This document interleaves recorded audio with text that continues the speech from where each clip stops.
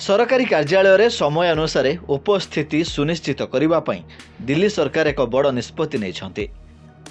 एवं समस्त दिल्ली सरकारी कार्यालय प्रत्येक कर्मचारी को बायोमेट्रिक मेसिन व्यवहार करी सेमानकर उपस्थिति सुनिश्चित करने को पड़ो।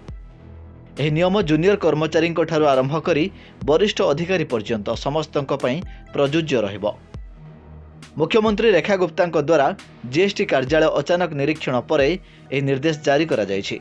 यह जांच समय अनेक कर्मचारी समय अनुसार ऑफिस रे पहुंची नथिले, तेणु सरकार यह निष्पत्ति नहीं। दिल्ली सरकार घोषणा करिसेंति जे दिल्लीर समस्त सरकारी एवं नगर निगम कार्यालय एणिकी साधारण समय खोलिबो। पूर्वर प्रदूषण एवं ग्राफ जोगु अनेक कार्यालयर समय परिवर्तन करा जायथिला, किंतु वर्तमान ग्राफ हटाइबा सहित पुराना समय पुनः स्थापित होइछि। नूतन निर्देश अनुसार समस्त एमसीडी कार्यालय सकाळ 9टारे खोलिबो एवं संध्या 5:30 पर्यंत कार्य करिबो। ए समय दिल्ली सरकारी कार्यालय सकाळ 9:30 रु संध्या 6टा पर्यंत चलिबो। सरकार स्पष्ट भाव में कहिसेंति जे बायोमेट्रिक मेसिन एबे प्रत्येक विभाग रे बाध्यतामूलक। जो कार्यालय गुड़िकर मेसिन पूर्वर स्थापित होइछि सेठारे एहाकू एक्टिव रखिबाकू पड़िबो। प्रत्येक कर्मचारी नाम पदवी एवं रेकर्ड मेसिन रे रेकर्ड कराजिबो।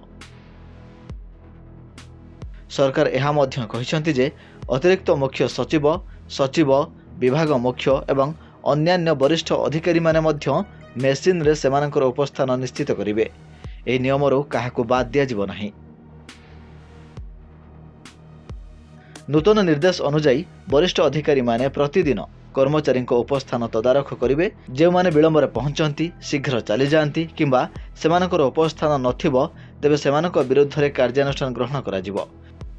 वरिष्ठ अधिकारी उपस्थान रिपोर्ट प्रतिदिन मध्याह्न 12टा सुधा मुख्य सचिव निकट में दाखल कराजिबो। यहाँ पर प्रति मासरे मुख्यमंत्री को एक संपूर्ण रिपोर्ट प्रदान कराजिबो। रिपोर्ट रे प्रत्येक अधिकारी केते समय कार्यालय पहुंचले एवं केबे चली जाइथिले ताहा मध्य अंतर्भुक्त हेबो। जदि कौनसी अधिकारी किंबा कर्मचारी बिना कारण रे विलंब रे पहुंचती तेबे सेमानक विरुद्ध रे विभागीय कार्यानुष्ठान ग्रहण कराजिबो। ब्यूरो रिपोर्ट, धरित्री लाइव।